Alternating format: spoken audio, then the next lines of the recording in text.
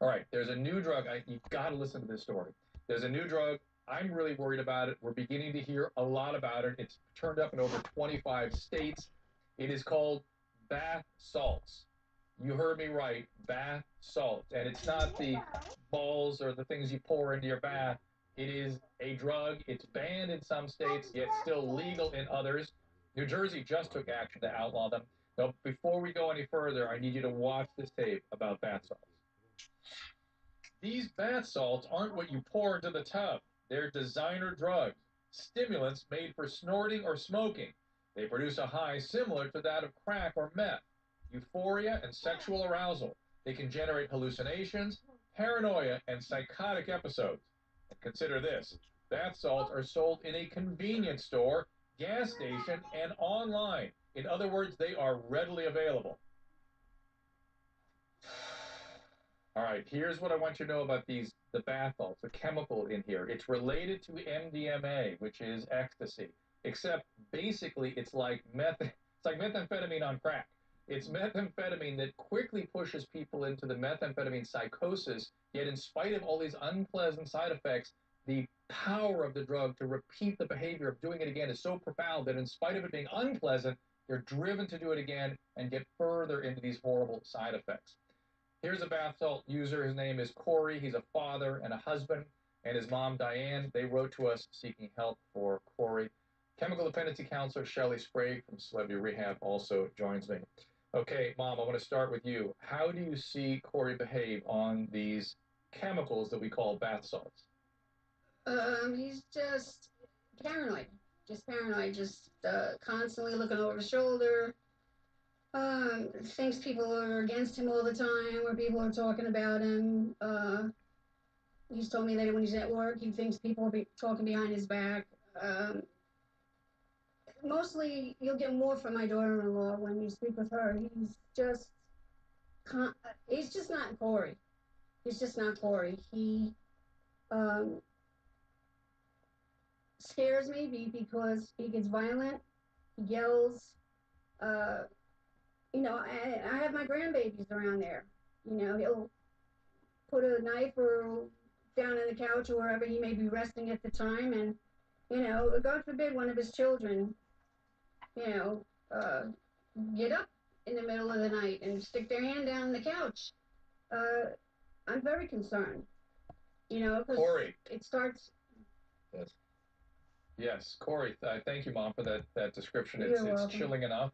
Corey, thank you for joining us and having the courage to step up and talk about this. Uh, how did you find out about these things? The bath salts. There's sold in tobacco shops. And, I'm a cigarette smoker, so when I go in, I look around the shops and shout, man, what's this? Figured I'd try it out. That's how I came upon it. How long have you been using them? Uh, Probably since Christmas of last year. And it sounds like the highs, at least the side effects, are rather unpleasant. Why do you keep going? Because at first, when you first do it, it's nothing afterwards. It's the high. Yeah, it's like taking the first high that you're always chasing to look for again. But it's not until, see, it's funny because it's not until I get home is when the side effects kick in. It's Are not you until the aware paranoia.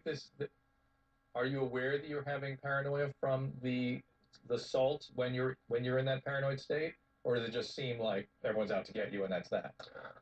Oh no, I know it's from this.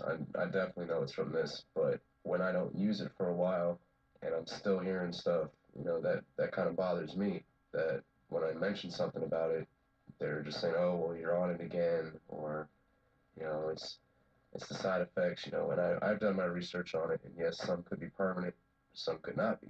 But for going a while without using it, and I'm still hearing stuff, I question myself whether either if I'm going crazy or if just nobody wants When to you say believe me. you're hearing stuff, you mean your complaints about your family from your family about your paranoid behavior? No, like I got to hear people walking outside of my house. I could hear people shouting. I always think, you know, bringing my wife into it, I always think she's going into the opposite end of the house, talking to somebody. She would never ever do that. You're having auditory hallucinations, we call it, when you're actually hearing voices, and they may be persecutory. Corey, you're doing something bad. Shelley, when you hear him talk about this is typical of what we see from methamphetamine. But you have to use methamphetamine for a long while before you get those kinds of toxic side effects. Yeah, absolutely, and just and that it's not remitting after he's stopped for a period. I don't know how long he had stopped, but for a period of days and weeks, that those symptoms aren't subsiding. I don't know exactly what's going on there, but amphetamine does the same thing. Methamphetamine psychosis, which is what he's describing here, the stimulant psychosis, yeah. which is paranoid delusions, preoccupations about family, friends, coworkers, hearing voices, even seeing things. But it's also a stimulant to the drug of violence. Then people become violent in response to these paranoid delusions. Correct. What I found interesting, what he said, he sounded like he was describing crack when he said that desire to do it again to chase the high. That's how crack users describe crack. Exactly. So it is methamphetamine on crack. I mean, essentially, from what we're seeing and all of the symptomology that we're seeing from the reports is that it is amphetamine. It is the drug that we've been warning people against for years and years and years, and it is now in the corner store. It is around the corner. It is in I'm sure in schools, and there's no regulation and no one knows what to do about it at this particular point, but exceedingly dangerous, clearly. Mom, I want to ask you, before we take a break here, what other drugs has Corey been doing? Well, it started off where he would smoke, he smoked pot. He would take I'm on medication. I take Xanax, and that would disappear. Uh,